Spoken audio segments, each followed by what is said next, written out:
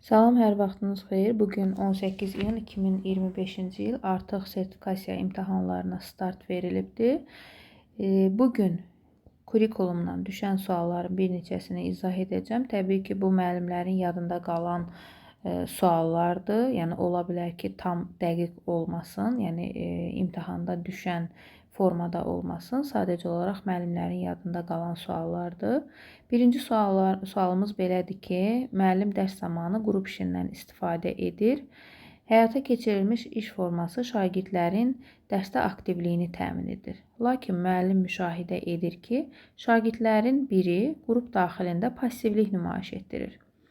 Bu situasiyada müəllimin atacağı addım, yəni hansı addım doğru olar?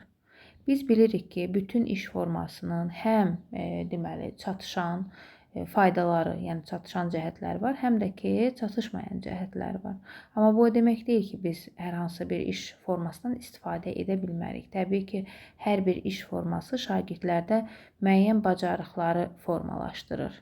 Eləcə də qrup işi şagirdlərdə ünsiyyət, əməkdaşlıq bacarığını formalaşdırır, yaxın inkişaf zonası, yəni bu iş formasında güclənir, yəni zəif şagirdə güclü şagird kömək edir, əməkdaşlıq edirlər, onlarda empatiya hissi formalaşır. Amma çatışmayan cəhətləri də var ki, yəni şagirdlərin bəziləri daha çox, bəziləri isə az işləyir və bu da şagirdlər arasında narazılığa səbəb olur. Biz qrup işinin düzgün, effektiv şəkildə həyata keçirilməsi üçün qrup işi qaydaları təşkil etməliyik. Amma indi qrup işi qaydası təşkil etsək də problem artıq baş verib və bu zaman biz nə edə bilərik? Deməli, variant necədir? Qrup işini dayandırıb şagirdlərə fərdi işdə işləməyi tapşıra bilərik. Xeyr, bu ola bilməz. Bütün şagirdlərə qrup qaydalarını yenidən izah edə bilərik. Yəni, bu zaman artıq prosesi biz dayandıracağıq, vaxt itkisinə səbəb ola bilər. C variantında isə deyir ki, müəllim həmin qrupa yaxınlaşıb digər şagirdlərə mane olmadan şagirdin qrup işinə adaptasiyasını təmin etmək üçün istiqamət verə bilər. Bəli, bu fikir doğrudur. Çünki ola bilər ki, verilən tapşırıq hardasa şagirdə uyğun olmasın və yaxud da ki, dediyim kimi uşaqlar, aktiv şagirdlər iştirak eləsin, passiv şagird kənarda qalsın, yəni biri çox, biri az işləsin. Bu zaman sakitcə yaxınlaşıb digər şagirdlərə mane olmadan deməli biz göstəriş verə bilərik şagirdə, istiqamət verə bilərik ki, şagird prosesə adaptasiya olsun. Çünki fasilitator müəllim də müşahidə bacarığı olmalıdır, anında müdaxilə etmək bacarığı olmalıdır ki, şagirdini də doğru istiqamətləndirə bilsin.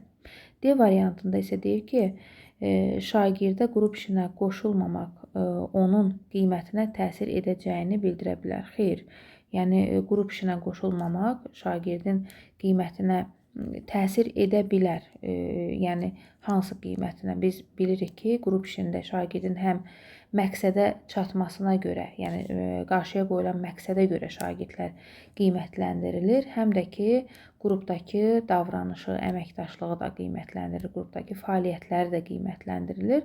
Amma belə, yəni bir növ necə deyim, şagirdləri qorxutmaq üçün belə yəni fikirlər bildirə bilmərik şagirdə ki, qrup işində işləməsən qiymətin aşağı düşəcəkdir.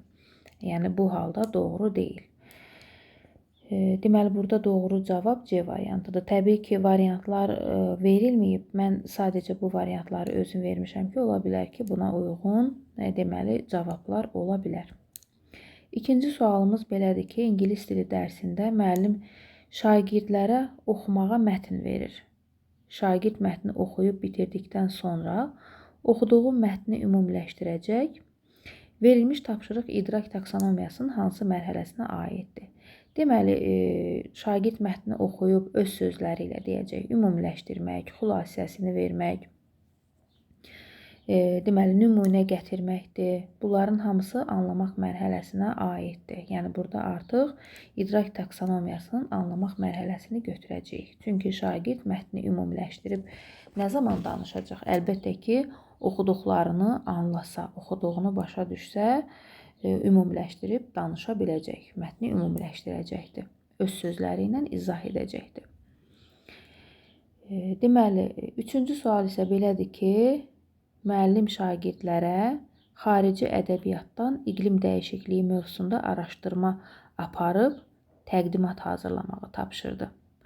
Bu tapşırıqda inteqrasiyanı müəyyən edin. Deməli, xarici ədəbiyyatdan iqlim dəyişikliyini şagird araşdıracaq. İngilis dili dərsidir təbii ki. Burada deməli, şagird aldığı informasiyanı mütləq şəkildə oxumalıdır, oxuyacaq. Oxuyandan sonra isə təqdimat hazırlayacaqdır. Və burada deməli, həm ingilis dili var, həm də ki, iqlim dəyişikliyi deyəndə burada coğrafiya fənni də var. Yəni, başqa fəndən də istifadə edəcək, başqa fənnə aid bilgilərdən də istifadə olunacaqdır bu təqdimatın içərisində. Deməli, burada biz həm fən daxili, çünki şagird oxuyacaq və yazacaqdır. Oxu və yazı məzmun xətləri arasında inteqrasiya var. Bir də ki, deməli, fənlər arası. Biz götürəcəyik fən daxili və fənlər arası inteqrasiyanı. Doğru cavabımız D variantıdır.